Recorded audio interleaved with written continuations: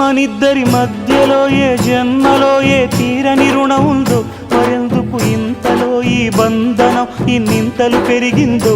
అమాయకమైన నీ చిన్నారి నవ్వును ఏ తల్లి కందో, ఇటే నీ దారి ఉందని నిన్ను ఏ సుడి గాలి పంపిందో.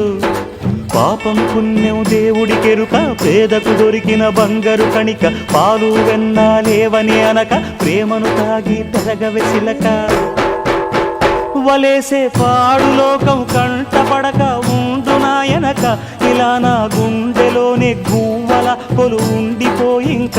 ఇటేకొస్తే ఎమున్నైనా నిలేస్తానే, మరింక ఏ కీడు నీ వంక రాలేదు.